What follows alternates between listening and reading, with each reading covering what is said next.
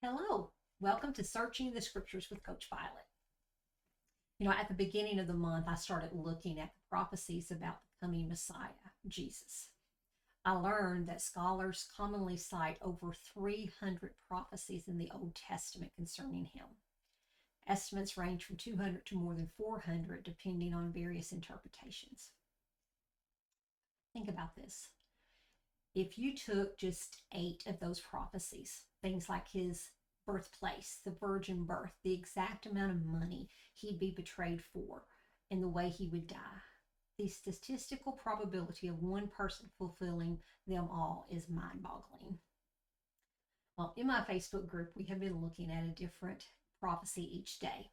We began in Genesis, where the very first mention of a coming Savior is found right after the fall of humanity. God cursed the serpent, but he included a promise that a descendant of Eve would one day crush his head. This prophecy speaks of a seed of a woman and is found in Genesis 3:15. Hidden in the phrase seed of a woman was the foretelling of the virgin birth, because typically lineage follows a man's seed, but in this case the promise is through the woman. And we find the fulfillment of the promise recorded in Galatians 4:4, which tells us, "But when the fullness of time had come, God sent forth his Son, born of a woman, born under the law."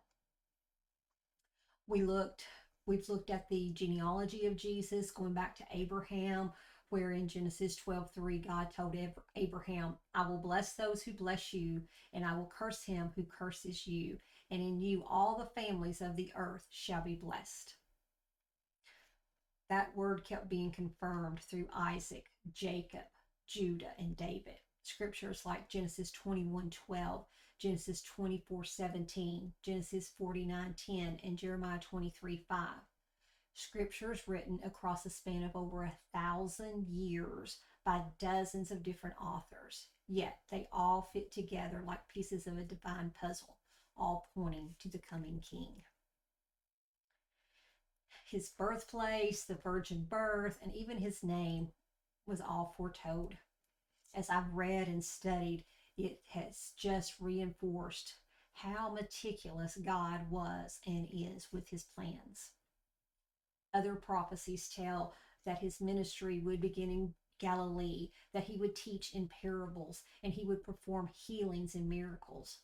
From there, they foretell of his rejection by his own people, being portrayed by a friend, sold for 30 pieces of silver, that he would be silent before his accusers, that his hands and feet would be pierced, that soldiers would gamble for his clothes, that he would be buried with the rich and would rise again the third day.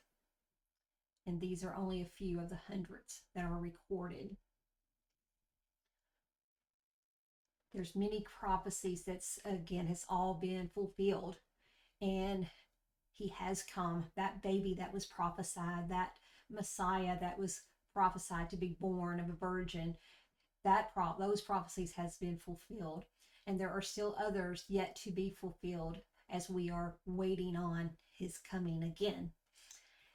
But with everything that has been fulfilled, even till now, up until this point, we can rest assured that the remaining are being and will be fulfilled. I encourage you to study these prophecies for yourselves and search for the deeper meaning behind each one. There are treasures to be found as we search the scriptures and go deeper. I will list the prophecies that I am looking at this month in the show notes in case you want to study them as well. One thing's for certain, as I have and continue to dig into them, it makes the celebration of his coming even more meaningful. And it gives even more excitement to the expectation of his coming again. As I think about his name, Immanuel, God with us, I see even more clearly how God has always been with us and can rest assured that he will always be with his people. I send you a warm Christmas blessing during this time, and I pray that it continues throughout the new year. God bless you. Have a great Christmas and a good new year.